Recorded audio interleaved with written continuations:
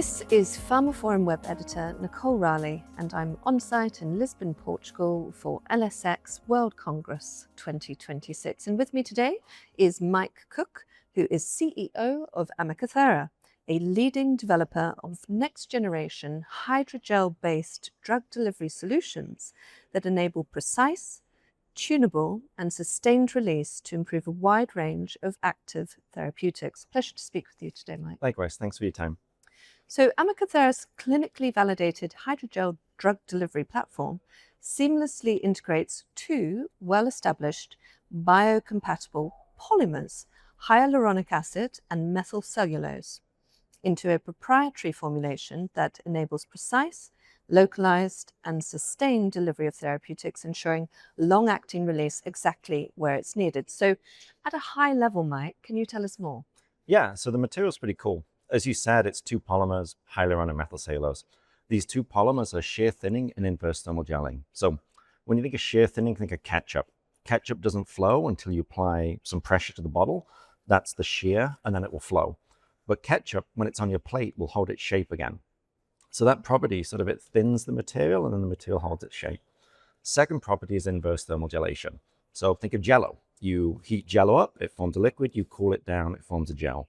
So as is the opposite. So when you take it from room temp to body temp, it forms a gel. So these two properties mean you have a material that can be injected, and as you inject it, it will gel where you put it. So think about localized therapeutics. So have a surgical incision. You could localize to the incision. You could maintain the pain control locally. You could reduce the need for opioids. Think about tumors. You could inject oncology drugs into a tumor. You could localize them at the site.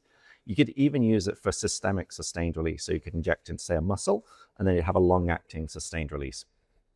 Well, I'm never going to look at ketchup and Jell-O the same way again, certainly. So I believe the company has also been named Emerging Company of the Year by Life Sciences Ontario. Can you tell us more about that? Yeah, we're super excited about that, right? So we're a Toronto-based company, Toronto, Canada, and we've been in the ecosystem for over a decade. Actually, this year is going to be our 10-year anniversary from when we incorporated, so we're pretty excited by that. It's been a journey. But the LSO award, it's really exciting, right? It really validates the company. It validates all the progress and all the success we've had. Recently, we announced a deal, and I think that's really driven this award, and it's showing pharma interest in our technology, and people are willing to pay for our technology. Which is important, which brings us to the Congress here. So recently, AmacaThera struck a worldwide deal with Pacira Biosciences? Pacira, to license AMT-143, receiving a $5 million upfront payment and up to $225 million in future milestones. And the agreement underscores AmacaThera's tunable hydrogel drug delivery technology that we've been discussing and sets the stage for Pacira to fund development, manufacturing and commercialization of AMT-143. So can you tell us more about that? Yeah.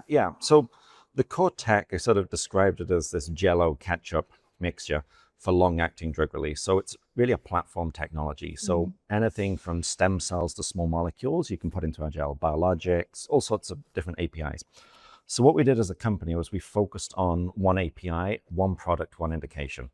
And really in doing that, what we wanted to do was validate the technology, do the GMP manufacturing, do the regulatory, and show that it could be used for something. We chose non-opioid pain relief. Obviously like a massive unmet need, and we're really passionate about reducing opioids after surgery. So really just really great product to start with. So we focused on that. So it's a small molecule in the gel. So Pacira is like the world leader in non-opioid anesthetics for surgical pain. So super excited they licensed the product and super excited to be working with them. So the lead asset, it's an anesthetic in the gel. It will be applied to the surgical site. It will manage the pain locally. You'll reduce the need for opioids. So Pacira, they signed this deal with us, and now we're working hand in hand to develop it. We'll be pushing into phase 2 this year, and just having their support, it's huge. Like we're a small biotech company, having their capital and their people to help is phenomenal. And that indeed is what LSX is all about. So on the ground, what have you been hearing in terms of trends or insights that you'd like to share with our viewers? Yeah, I think all of these meetings, whichever one we go to, I think there's always optimism. So I'm not going to say optimism because I feel like everybody's optimistic. What I've heard here has actually been different. I've heard the meetings that people are getting are fewer, but better quality. And there's more interest in going to the next stage. So I think better quality meetings is what I've heard.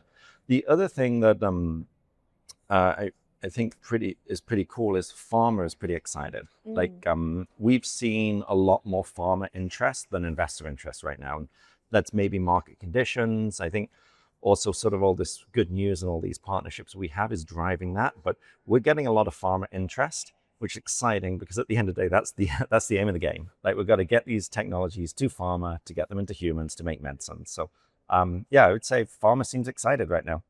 So excitement and optimism aside as words, do you have any closing thoughts you'd like to leave our viewers with? Yeah, maybe I'll just give maybe less about AmacaThera, but more some thoughts on what we did and maybe some advice for them, if that's okay. So as I mentioned, you always have these debates, platform technology versus product. Should you develop a product or a platform? And for the viewers, what we did was we developed a product. So we focused on one molecule within the gel. We advanced that product. And now we're seeing a lot of platform interest. So I think my message to the viewers, if you're developing a platform, I would say focus on a product, advance the product, and then build the platform afterwards. Obviously, market dynamics change and what people are looking for, but right now, that's what's resonating. Thank you, Mike. It's been a pleasure. Thank you for your time.